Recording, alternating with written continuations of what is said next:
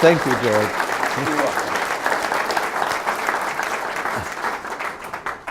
When I speak tonight, can you all hear me?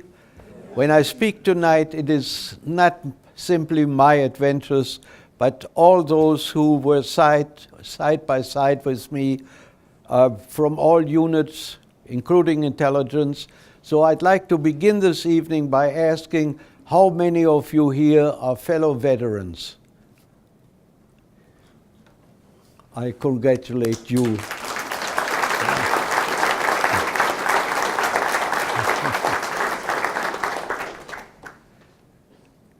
What I have to tell you is connected with my past.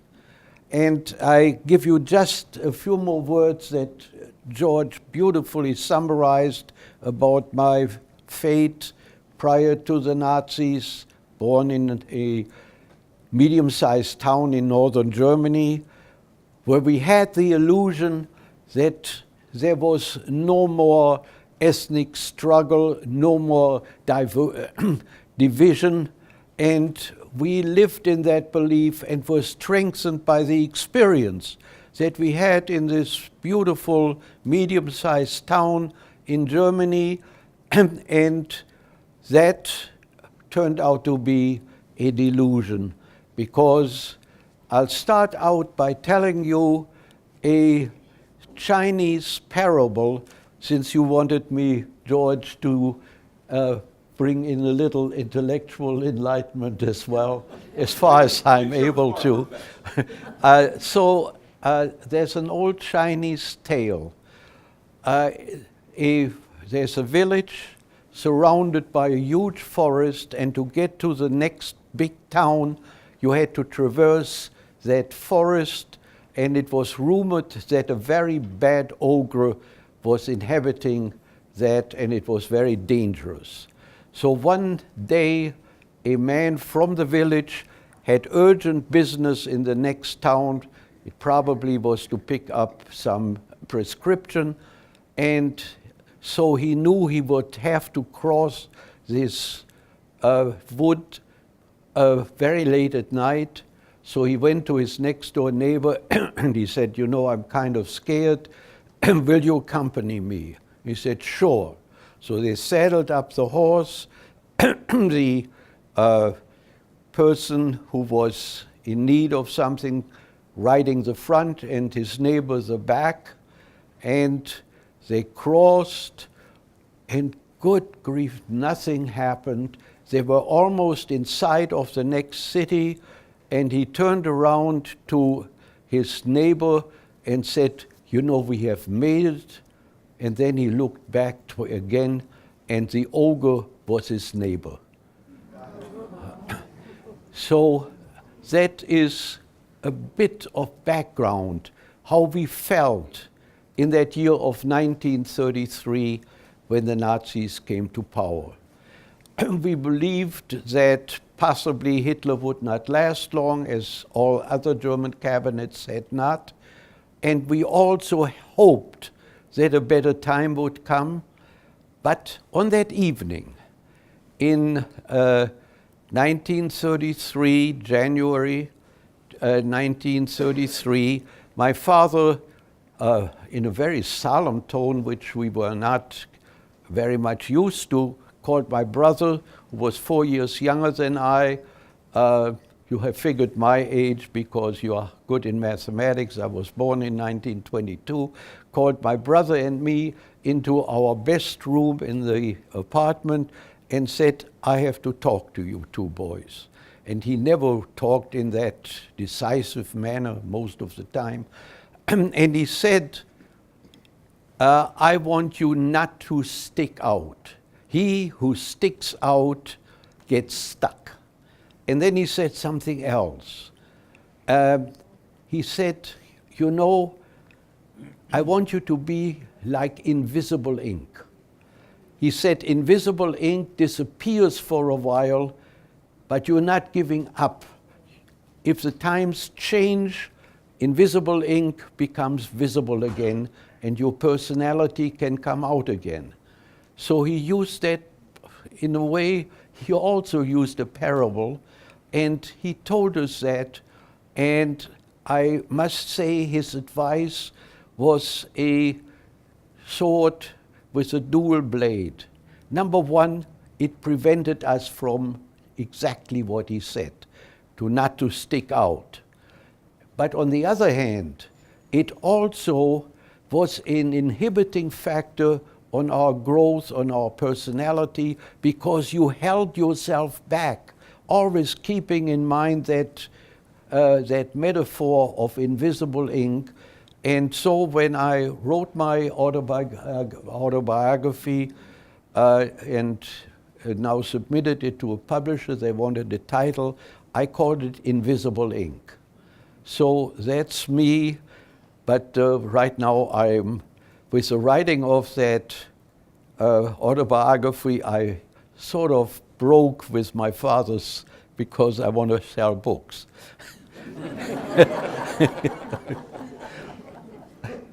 So that is just roughly speaking, and we will have time for questions if I talk fast.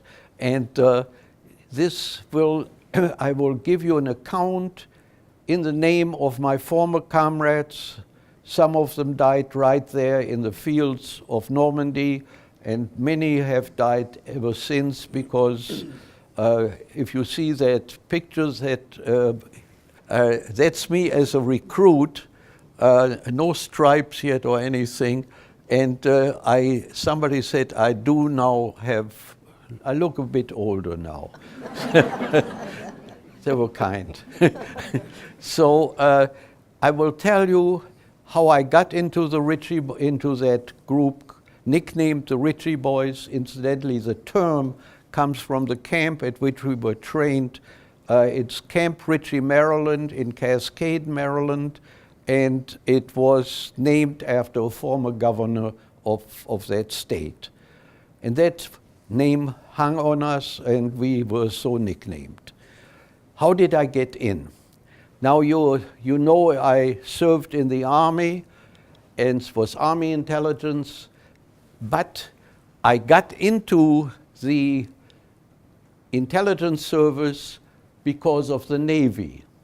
How does that hang together? I have to explain that. It was like this. I had gone through, finished high school in St. Louis. I was fortunate enough that my mother had a brother in St. Louis. She appealed to him. How did he end up in St. Louis? Well, it's very simple. My grandfather was one of those old patriarchs, and you never contradicted him. The Germans inherited that, including my grandfather. When the emperor stepped down with his patronizing look at everybody, that picture of the great monarch went to every head of a great family. And that was my grandfather. And one of the brothers, two of them were in World War I on the German side, but the third brother sassed his grandfather. And once too often, so where did you put rebellious sons? You send them over to America. And I bet that many of your forefathers, you old established Americans, some of your grandfathers were kind of rebellious. And so that's how our stock grew here in the United States. So Uncle Benno helped in getting me over. I landed 5 days after arrival at Southampton High School in St. Louis, the neighborhood public school, I say proudly, public school of very good public school, which I attended, graduated, got a job through one of my teachers who appealed for a very high-standing job to the owner of the foremost hotel in St. Louis, the Chase, and what post did I rise to? I became a busboy. So with some of the money I earned and working at it for another year after graduating, I was able to enter a college, a university, and it was St. Louis University. Why did I pick a Jesuit university? As it turned out, much to my profit, because it was right opposite the hotel which had given me a job. So my proficiency as a busboy helped in a great number of ways. I could run in my uniform quickly still to class. We had a dress code then at that university. You had to wear a shirt and a tie, and I had a bow tie as my uniform. That all worked together. And so I moved up to the stage of a sophomore, and I must say I thoroughly enjoyed my instructions at that university. It was a by first-rate teachers, and I adopted some of their techniques, and their humor wasn't quite as raucous as mine, but that's okay. So that is the background. Then came Pearl Harbor, and the walls of the university were festooned with recruitment announcements. We needed force we had to bring people into the Army, Navy, Marines, and so forth. So there was one that appealed to me. It said, if you have language skills that could help us, if you have some insight in the psychology of our enemies, be they German, Italian, Japanese, please report to our recruiting office, Naval Recruiting at Cass Street, and we'll see whether we can't make immediate use of you. And so, yes, I went down there. I thought this was my war as well. I had not left my country had left me. And so I went down to the recruiting station, and the sergeant, and I beg your pardon, the ensign, interviewed me, and he said, yeah, you got a lot of those qualifications, but he said, but I detect an accent. Were you born in this country? And I said, no, I was not. And he said, in that case, we can't use you. For intelligence work of the Navy, we only accept people who are native born. It was very short-sighted because some talents were lost, but one really served in the Navy. One of us got a special permission, but that's another story. But I was not accepted. However, half a year later came the draft, and they were not as choosy as the as the Navy, so they took me in. And I was inducted at Fort Leavenworth, Kansas. Our barracks, Jefferson Barracks in St. Louis, were being repaired and then shipped to Camp Barkley, Texas. And there I acquired a new accent, a Texas accent. But I had learned English very well in the in Germany itself. Our classes had become torture chambers by the enmity and aggressiveness of our fellow students, by the new staff that was being hired, that was exclusionary as far as we were concerned. We were 3 Jewish students in that class. And so I had gotten a tutor. My father hired a tutor who had had a 5-year contract at a Brooklyn orphanage. And he came back as an American lover and he would intersperse his talks, teaching me English vocabulary. He would tell me about the greatness of Grover Alexander, names you may have read about, and Babe Ruth everybody has heard.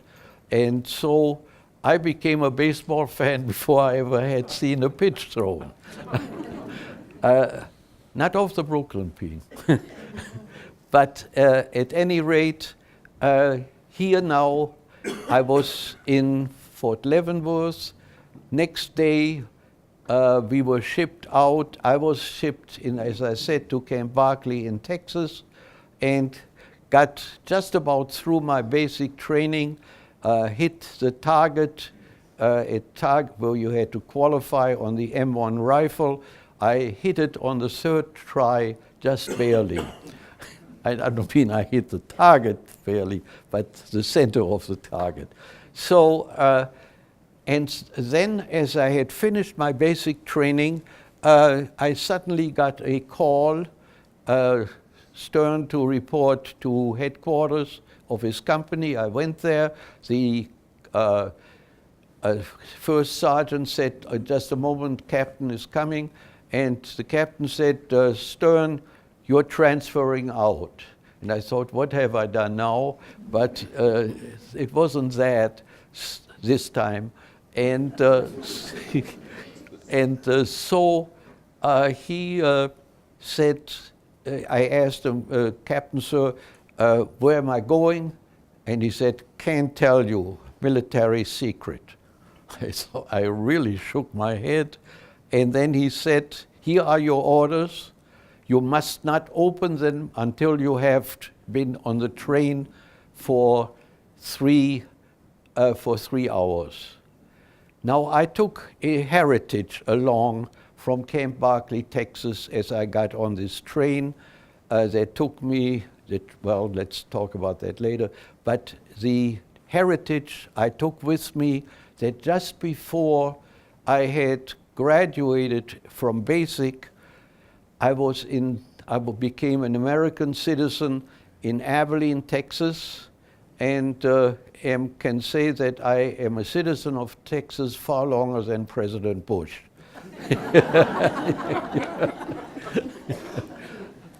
So I found 2 other GIs who had been told by their company the same story. We talked a bit. We guessed or tried to guess what was in store for us. And ladies and gentlemen, we went first to Baltimore, then with a local to Martinsburg, West Virginia. Then there was a truck waiting for us, and it took us into Maryland again. And there was a huge entrance with the letters MITC.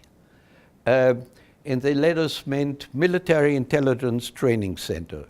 But we changed all that. We called it Military Institution of Total Confusion. That's us Army people, right? So we heard voices in all languages around us, and then we slowly got to know Camp Ritchie. In about 9 weeks, we got instructions as intense as anything I have gone through, and I have gone through, liberal arts college, and then went to Columbia, and getting my PhD at Columbia was far easier than what I got at Camp Ritchie.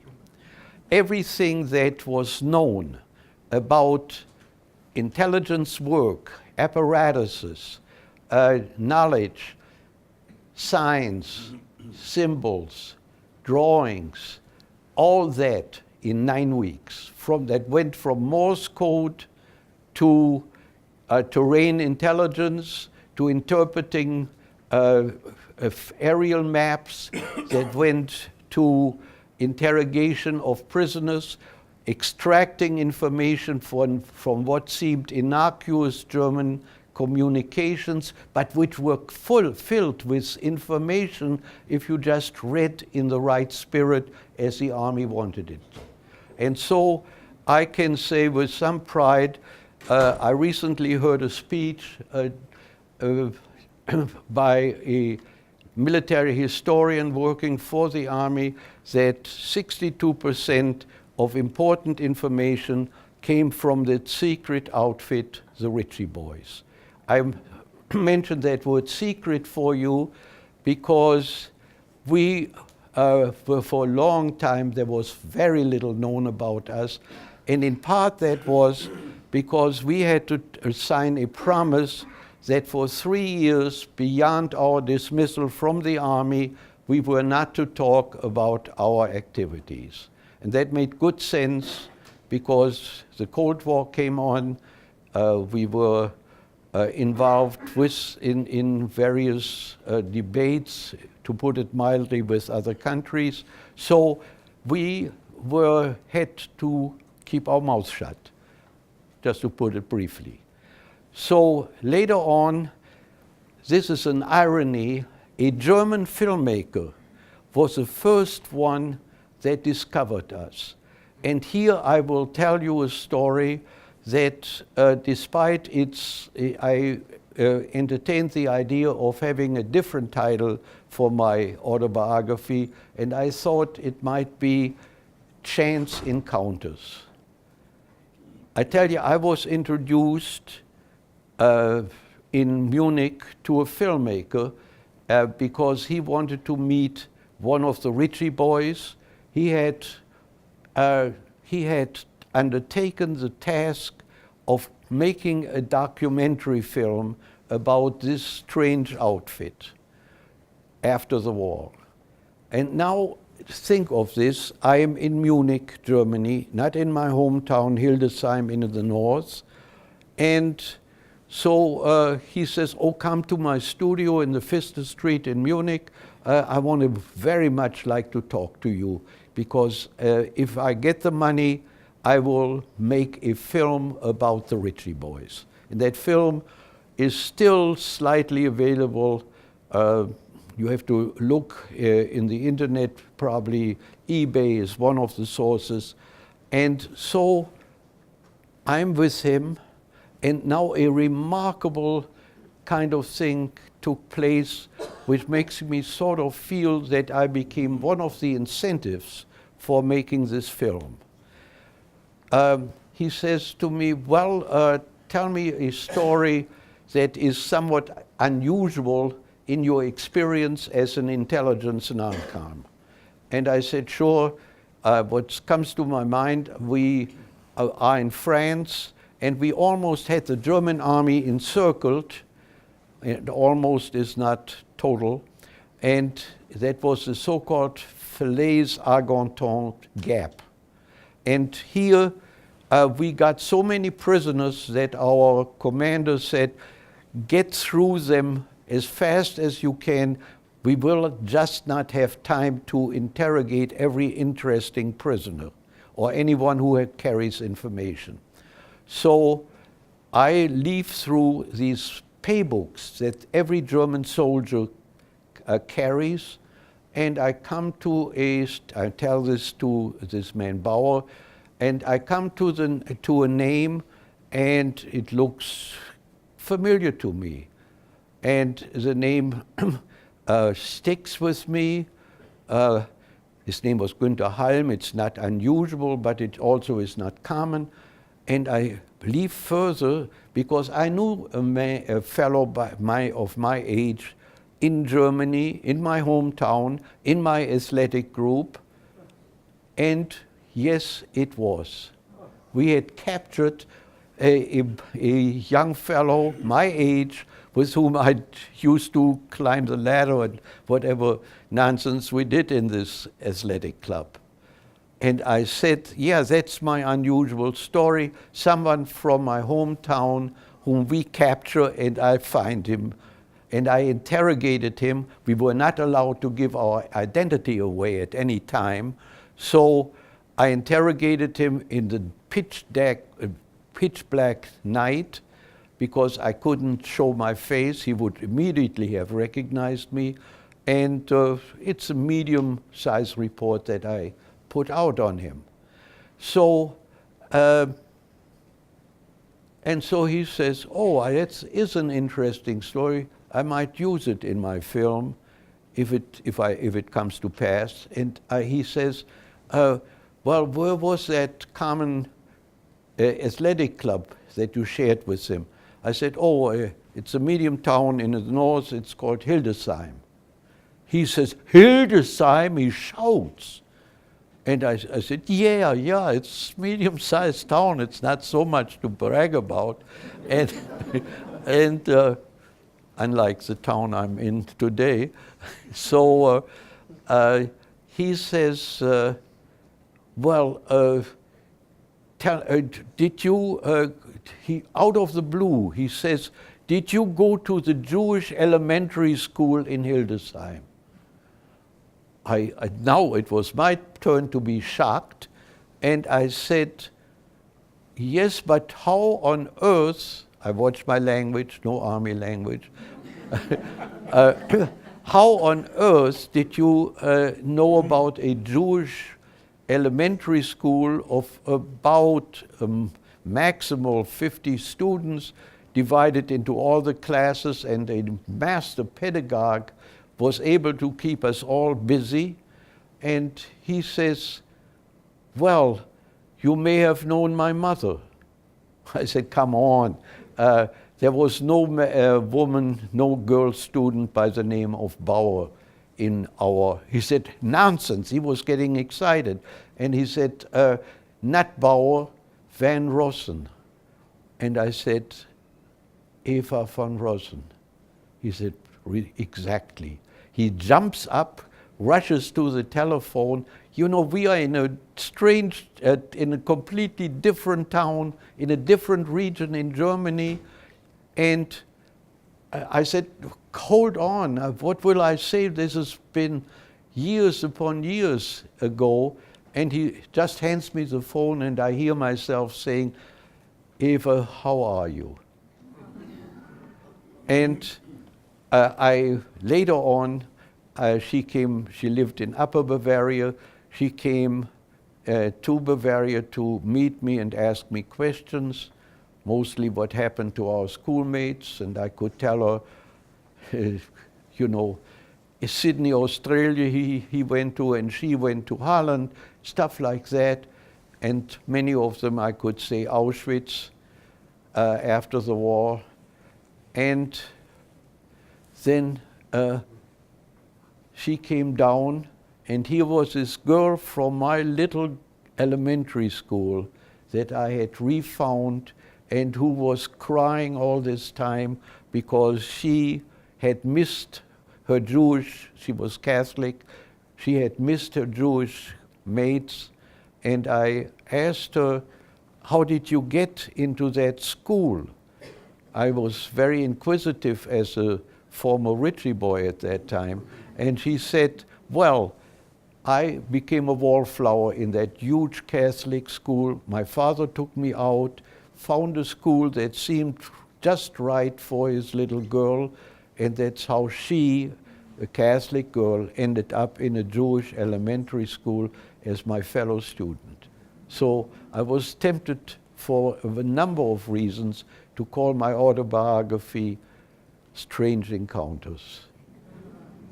So, but put me back in uniform now. I'm being sent a little bit later, after getting all that instruction in Camp Ritchie, Maryland. I thought at the final exam we were through with all that tough learning experience. You know, the final exam, just imagine, you had to, if I take you as an example, you wear a hat, and I can immediately see that you belong to the Mellow Gang. And but you know, on our caps, we all wear pipings, and the Germans as well as the Americans had these pipings, and you could immediately recognize a branch of service. But that was just the beginning. You had to know if somebody steps, as if you might, into my interrogation tent, I had to know immediately what rank you were, what further insignia meant to say.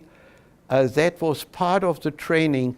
So that final exam followed a dozen of other exams in intelligence work, in interrogation and the like. For example, at the end of our, as chance would have it, I don't want to use the word too often, but as chance would have it, at the very end of our training, we got, so to speak, guinea pigs.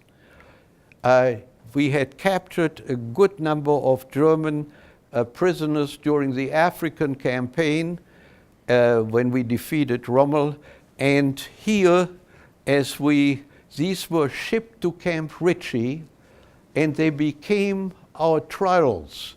In other words, you had to interrogate them. They had been given scripts by our superior officers, given a personality, given their assignments during the war, and all that you were to squeeze out of them. And they were instructed, if you used adroit questions and relevant questions, then they were instructed to answer and let you succeed in your interrogation. If you were clumsy and used badly phrased questions or used a wrong approach, you might be shipped back from Camp Ritchie to your original outfit from which you had been taken over, as I had been, from Camp Barclay. They might have been shipped back to any number of camps or outfits. So that was one trial we had, but this final exam in Pflugerville, Maryland,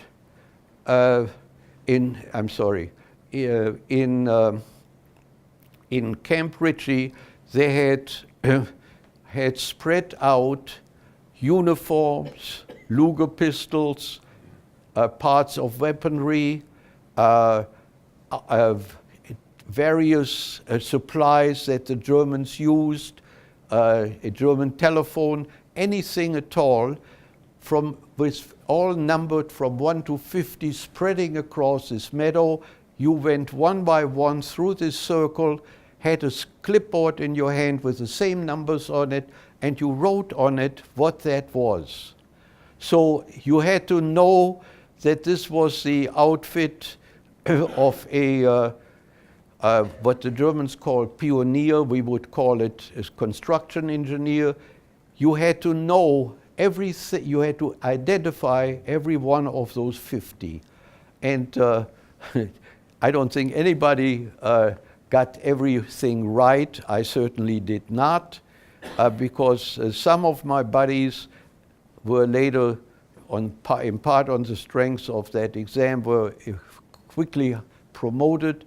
I was also promoted, but not quite as successfully as some of my fellow Richie Boys. But we thought, we got it made, we'll get our promotion tomorrow. But that's not how the Army works. I no criticism intended. And so they said, you're sent on maneuvers tomorrow. And the maneuvers were near Camp Claiborne in Louisiana, and we were in the backwoods of Louisiana, populated by tarantulas and wild pigs. And we joined them, at night especially. And so as we were and here I want to tell you some of the fact that we had an army that was demanding. It had to be, but it also had a heart and had convictions. all of a sudden, we weren't on maneuvers during the time when one of the Jewish holidays, high holidays, Passover, was just on the calendar. And all of a sudden, an order came down. All Jewish personnel can take one day off, take their jeeps, drive to Shreveport. And it was one of the most heartwarming experiences among these wartime experiences, I also tell you, that I had the thought that we could drive into, from these, we were uncivilized, you were dirty, you couldn't shower out there in the Louisiana backwoods. And so I was touched by this. We drove to Shreveport, and the synagogue in the center of town, I have been told it's been moved in the meanwhile, had steps going up to the tabernacle. And so we were coming out of service, and the whole community stood on those steps. And each time a GI came out, he was, I use he because it was male completely at that time. I'll give you the one exception in a moment, and would tap us on the shoulder and would say, "Come home to services with us." And all of a sudden, we had one lieutenant who was also Jewish, whom we hated. You hated many officers. And this fellow's name was Victor Didinsky, and we only referred to him by his initials. And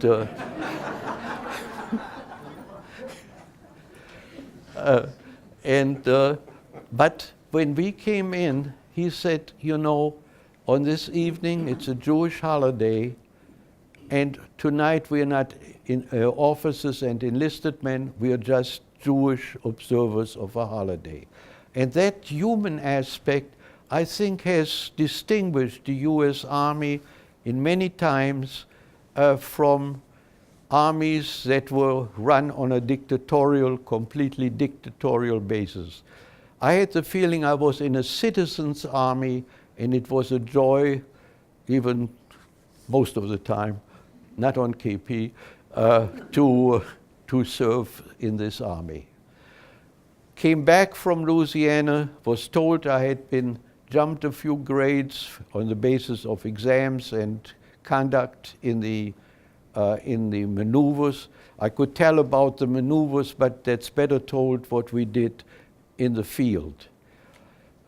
And a couple of months, we were shipped a couple of months later to Fort Hamilton in New York. That was the port of deportation to Europe. We were going to war.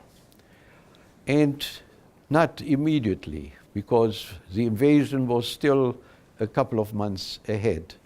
So we went, you might think, on a glorious troop ship, as you see in the newsreels, you know, flags flying and all that. We didn't have enough shipping to put the US troops into Europe. So we got from our allies on loan, we got ships. And what we got was a fruit and vegetable ship from Australia called the Ranger Tartar. And there were no beds, you know, we all slept in hammocks. And, but we got also assignments while we were going overseas, because at that time, the German submarines were following each convoy, and we were threatened, and they sank, as you may have read in your history books, they sank quite a few of our convoys. And so at night, we had to stand patrol and watch for that telltale mark of the telescope jutting out from a submarine and report it. But we got over safely to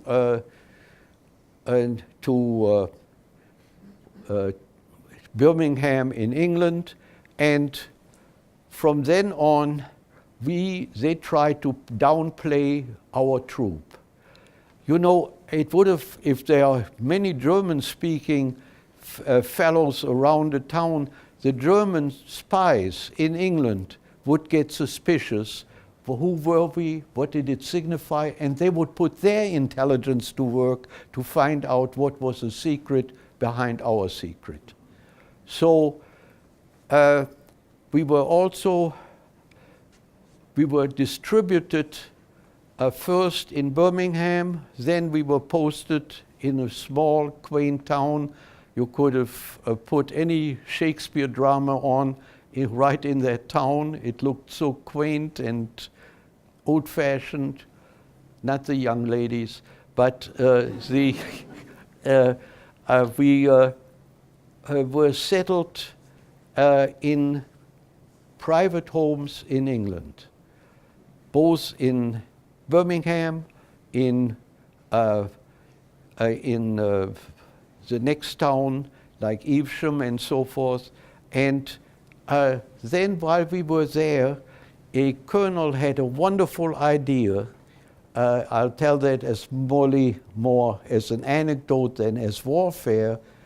He said, you know, it wouldn't harm our troops if they knew some German phrases in order if they encounter the enemy. So we were sent out to various camps in like Evesham or Honeywell, right around us. And what did they do? We taught them phrases such as werf die Waffen nieder, put down your arms. And this appealed to the GIs, and you could hear in the hallways, not hallways, but in the tents of Evesham and Honeywell and so forth, you could hear those commands. And then one day a corporal stopped me. He said, Sarge, you know, we don't want to talk that polite to those. And then he used a word in the presence of ladies I cannot repeat. So, I'll think. And we taught them then some words of human anatomy, and that was then hollowed in those tents. It was a practical solution. What did we do before the war broke out? Before we started the invasion? And then we found out something through our channels. We were then stationed next in Bristol, England, and we had taken over what the British call a public school, but it really is a private school. They don't know English that good. So, it was the Clifton School in Bristol, England, and that became the planning area. That's never mentioned in the histories because it's past, but it was significant. We were shielded from any type of espionage concerning our work. So in Bristol, England, the planning went forward, and even we, who had been screened and screened again, when we entered Bristol as a planning area, the FBI and the military intelligence did our screening again and again in our hometown. And when I went on leave just before going overseas, one of my neighbors said, you know, the FBI was around here. What have you done this time? And so at any rate, at that time, we were screened, and the Army invented another above top secret, a term for security cleared, and that was that curious word bigot. So we were all bigoted as we went. And you have to, it's been written in the history books, it was the most airtight security in known warfare. When I went into my assignment early in the morning in Bristol, driving in with a Jeep. We were checked, and then before I went into the building assigned to us, we were planning the way the camps were to be distributed, the camps for taken prisoners. And so we went to the MPs, and they checked us twice, but if you had to leave the room again, and you came back, that MP who had just checked you a few minutes before started the procedure all over again. It was the most secure work I have ever seen. In our own communications, we heard that we would know when the invasion really would take place by a code word. We used hundreds of code messages, which really were not messages at all, just to confuse the enemy and give him work to do that brought him nothing. But we knew that one of the code words that we were going to submit to via radio to the French underground, the resistance, was a poem by one of France's most famous poets, Verlaine.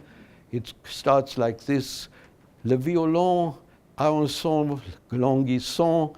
It's a French poem, very famous, and it really, it said to me, and that's also an important aspect of our warfare, it said to me that the French, even in this dire moment, chose as a signal that the greatest invasion ever attempted. They used a poem by one of their poets saying the violin has a haunting tone. So that's something not to let your culture die in warfare. And the French knew how to do that. I hope they continue to. Now, and that came out when the invasion started, and we knew it was now going into war. I was, at that afternoon, I was in a tent that we had put up in Bristol as a movie tent, and a very poor movie was shown, even though the lady involved in it, Anne Sheridan, did arouse some attention, and it was called Shine on Harvest Moon. You remember items that would long have passed you because the intensity of living.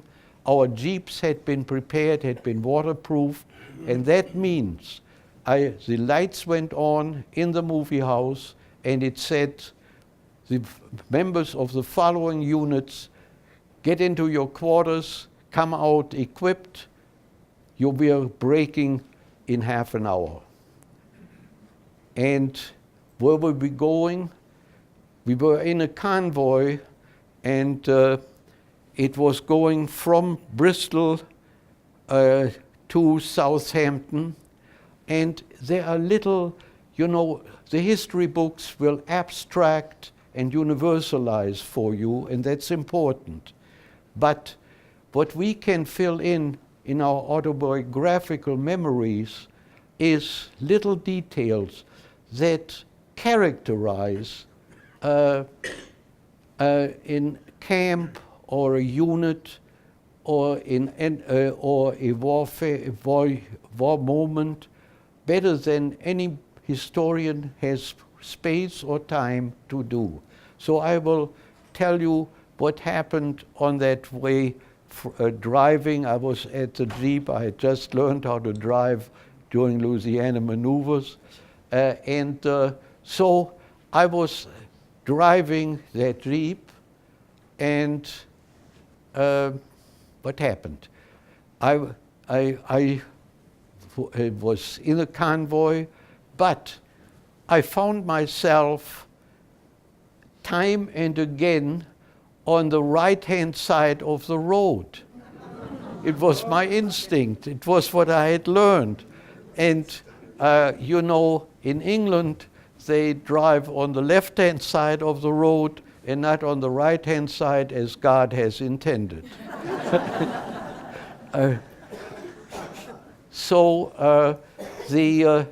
We drove to Southampton, and you must imagine a whole city, rather large, completely every spot in that street taken up by US vehicles. And our Jeep found a spot, and here again sort of a momentary memory. In front of me, a very dapper-looking captain had parked. I think he had his uniform tailor-made, and he went into the next house with his helmet, came back with a steaming helmet full of hot water, and started to shave in the streets of Southampton. The owner of that house came out, I remember this, and he said to me, look at this. You wouldn't think that this fine-looking gentleman would ever have dreamt that he would shave in the streets of Southampton. I agreed with him. And then you were on a PT boat. And what went on? There was, I can guarantee you, that there was not a soldier who was scared. We were scared not of anything concrete, but what awaited us when we hit the shore. This was a couple of days after the invasion, after the worst conquest had been done by the Rangers and the infantry. They have to be given that credit. They deserve the appellation of hero. So we got on this PT boat. Some of them sank. Some of them were slit open by the water obstacles that the Germans had built and drowned.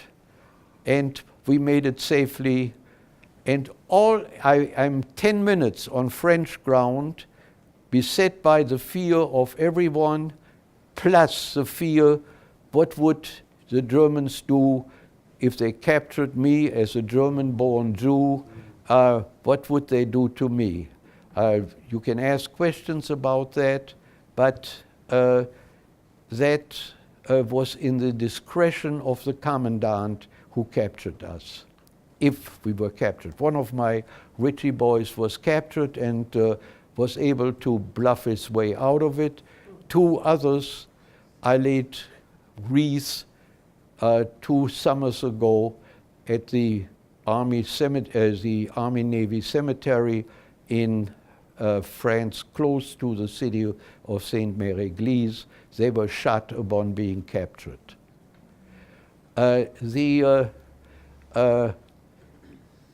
I'm getting right on shore, and I already hear one of my fellow Richie Boys, Sergeant Jason, at the maybe 100 yards away, he said, "Get over here, Stern, we got too many prisoners."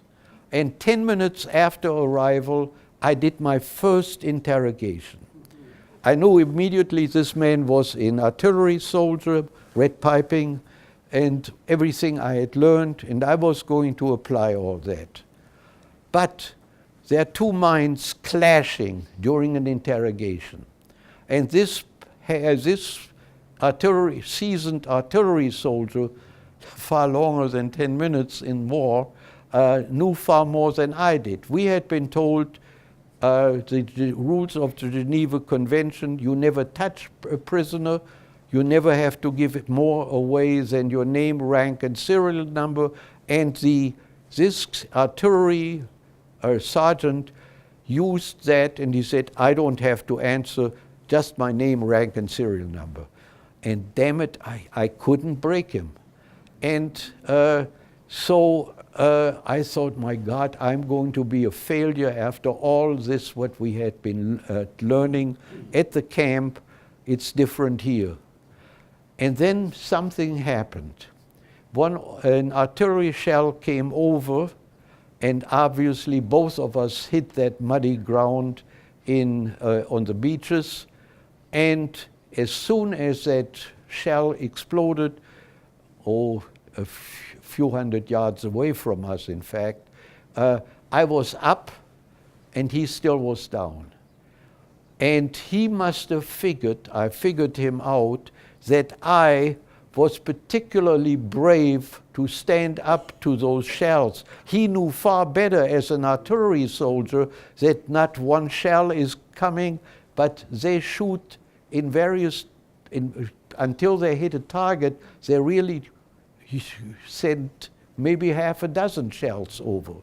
So in my folly, in my naivete, in my inexperience, had gotten up, and he must have figured I was some tough soldier while he was still there on the ground, and I shouted at him to get a part, as I said before, part of his anatomy up and stand. And so he did, and it was completely the reverse. From that moment on, I had him. And now I have to tell you, how do you interrogate? And that is still, I was once asked to lecture at Camp Halibut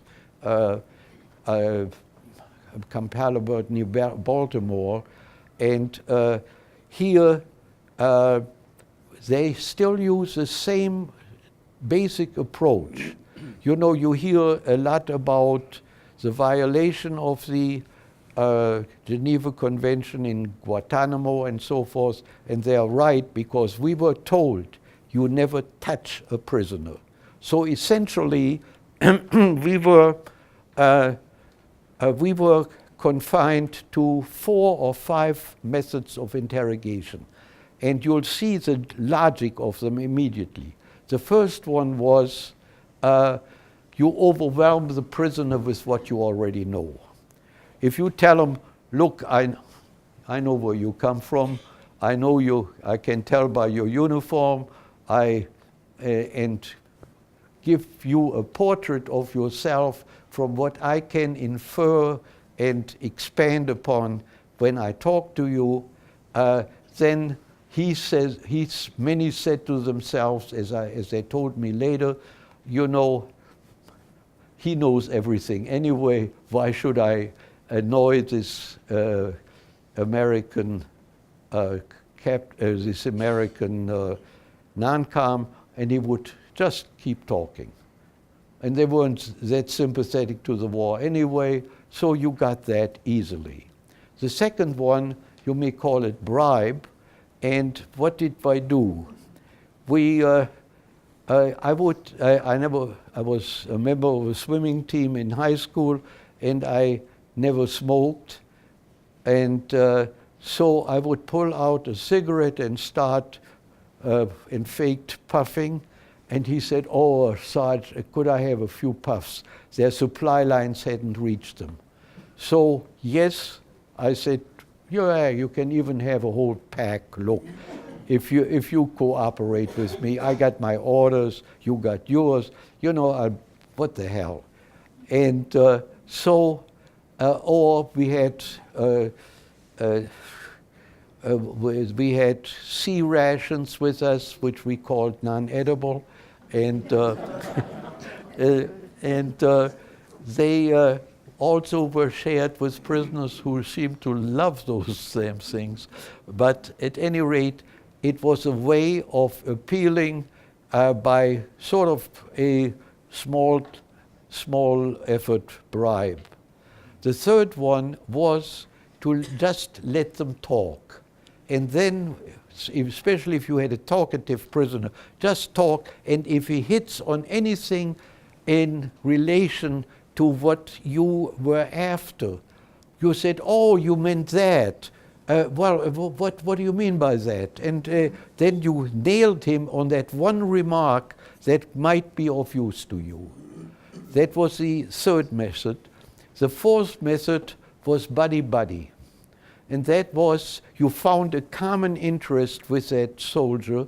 And since I had been athletic, I was, as I said, on the soccer team, I knew all about European soccer. And so I here there was this a practical example. We had to know something about the formation of the German industry leadership, and it was all spread through the city of Düsseldorf and its environment, and we wanted to know who was there, what were they planning, stuff like that, what were they thinking of diversifying in for wartime needs. All that was of use to know. So we started talking soccer. I said, you know, your team, Fortuna Düsseldorf, was leading the league at halftime, half season, and now you're almost in the cellar. How's that happen? And he explained, giving me the names of players that had been wounded in play and others who had been drafted. And so I disappeared as an American soldier. I was just a fellow soccer fan. And then I slowly led him to what we really needed to know. And I got all the answers that I needed just by this concinnity of interest in this, with this one man. And that was very common. And now that's a commonality of interests. And now the fifth one on which we needed to enlarge in our most important type of interrogation in warfare. And that was, we used fear. That was told us in Ritty to use what they feared most. And it didn't take a genius to find out that these German soldiers, they really feared being taken prisoner by the Russians. And they had good reason to fear, because the invading German troops into the Soviet Union had not behaved very much like gentlemen. And you can expand on that, what all the violations were. So they were fearful of the Russians.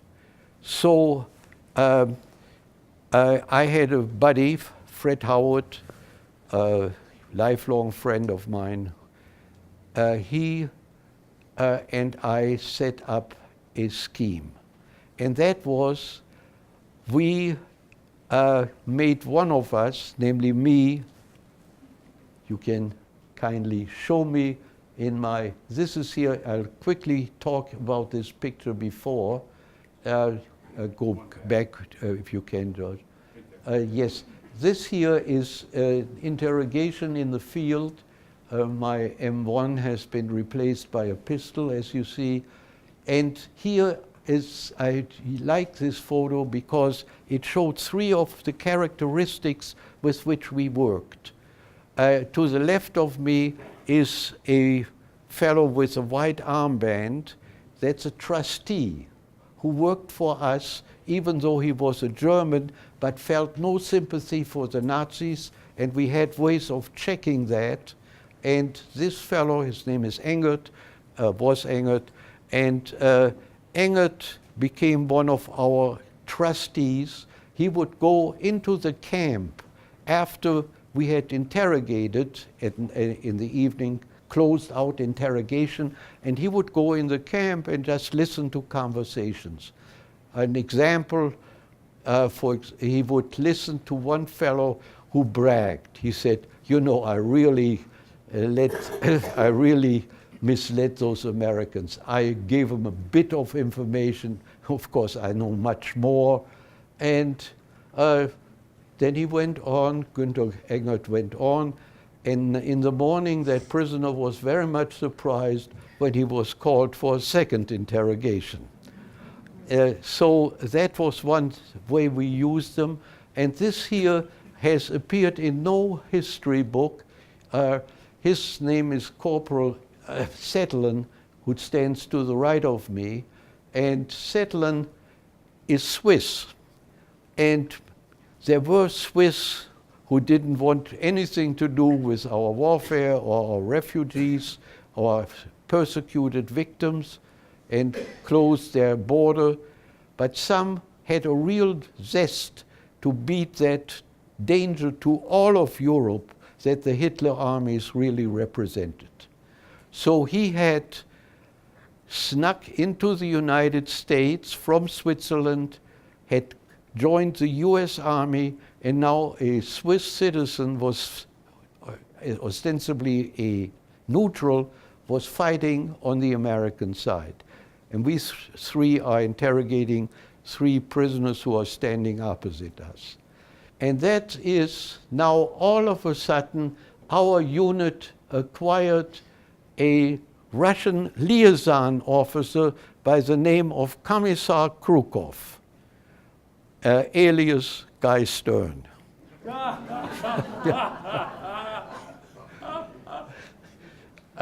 That's me up there, Commissar Krukov. Master Sergeant Stern, it says, as Commissar Krukov. And what had I done?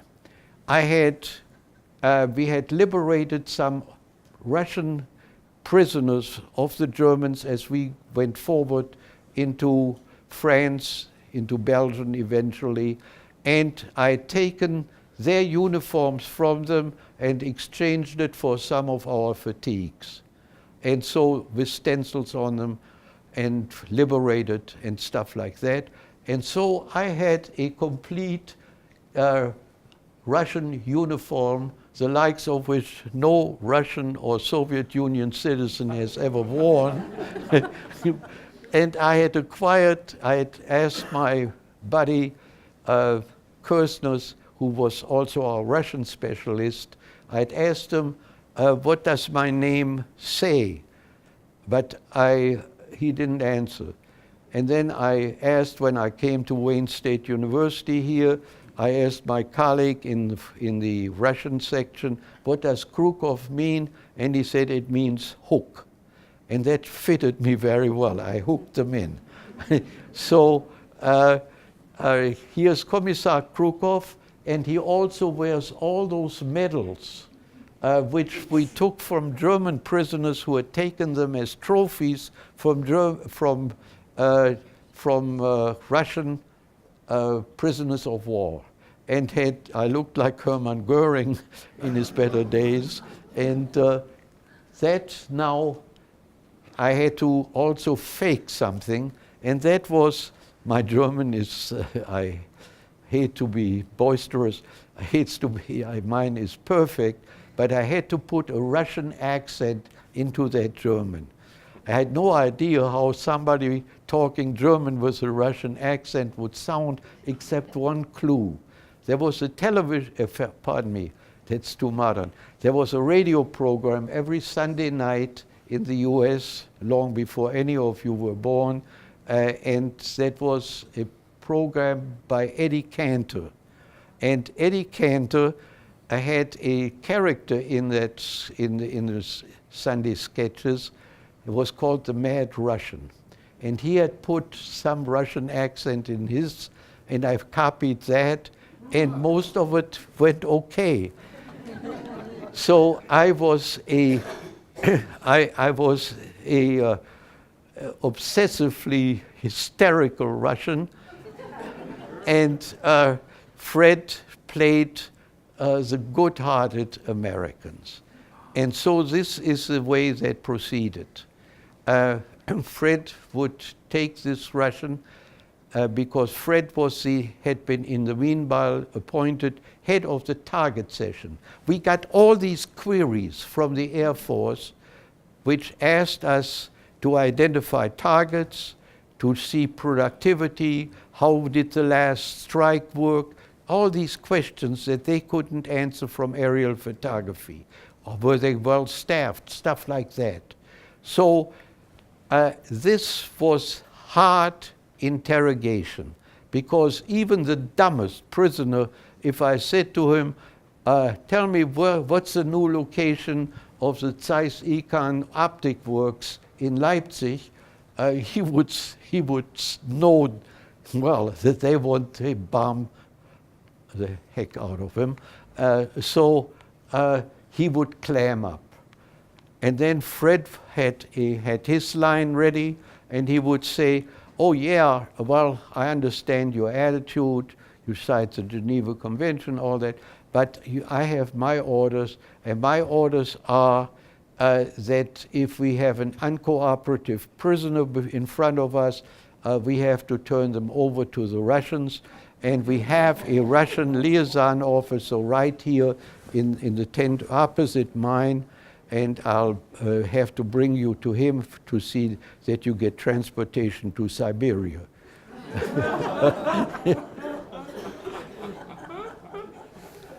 It was so far-fetched that it worked, because how were we going to get a prisoner from the Western Front to the eastern side of Europe?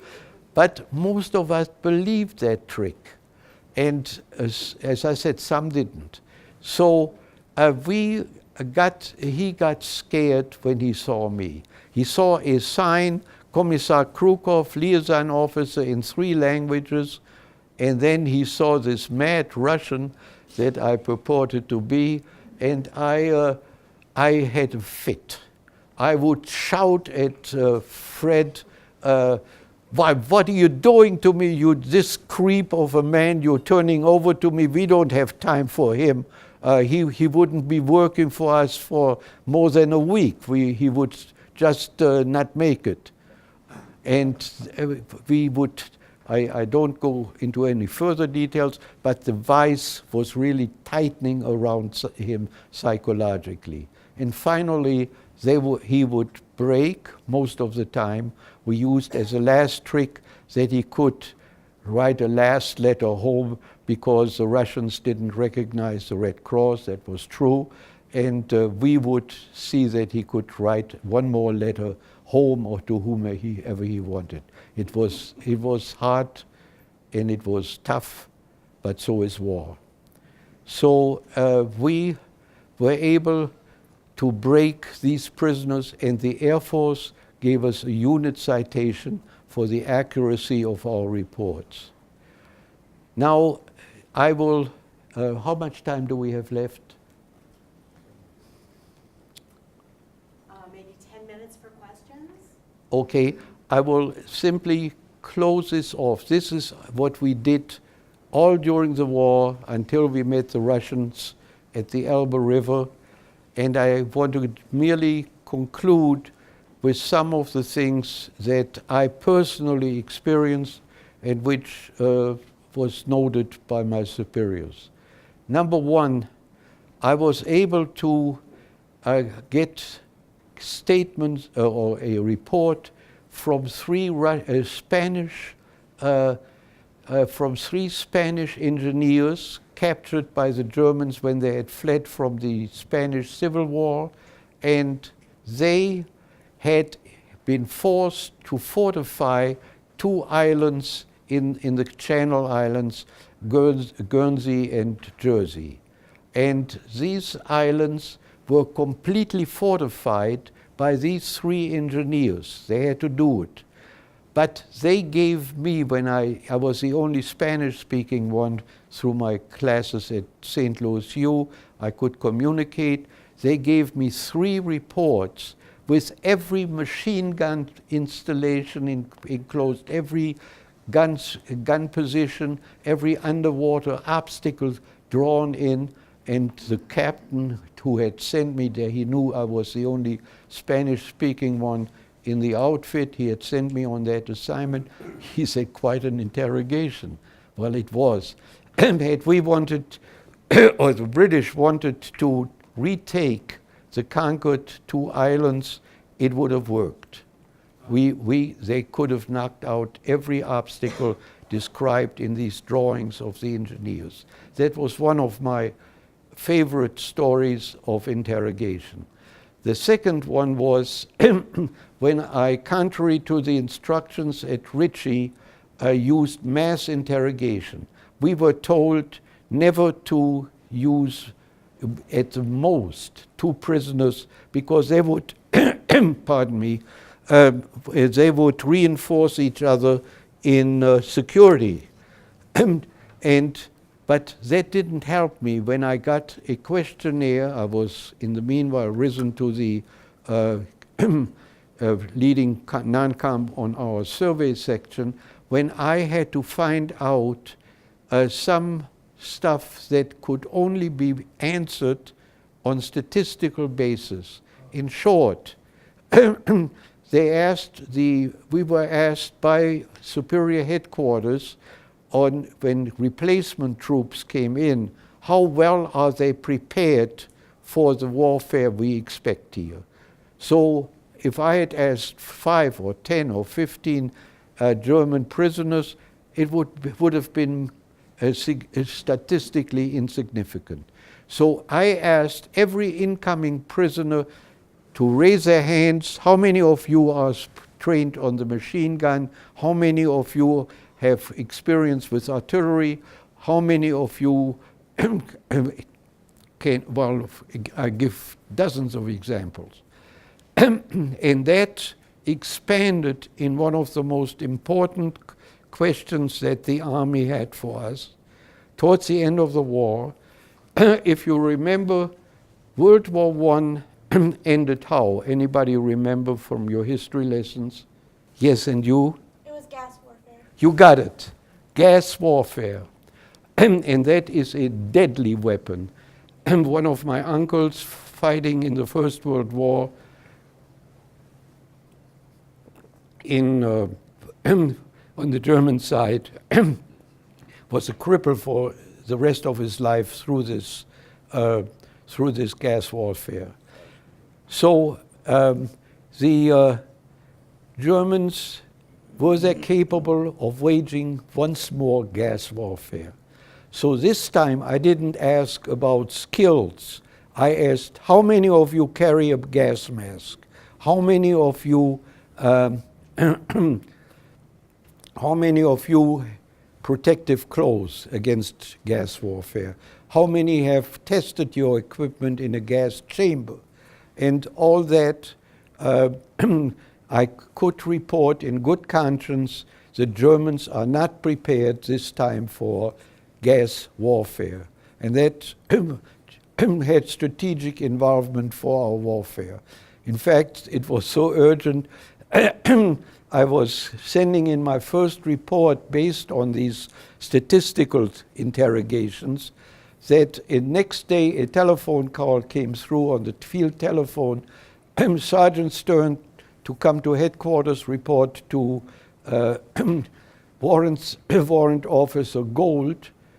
Turned out this man was an expert on statistics, and what I had learned from a used up textbook, he drilled me in so that my statistics came out scientifically correct. And both these type of interrogations worked, were accurate, and that's why at the end of the war, General Hodges awarded me the Bronze Star, and 1.5 years ago, the French also discovered me and gave me the Legion of Honor.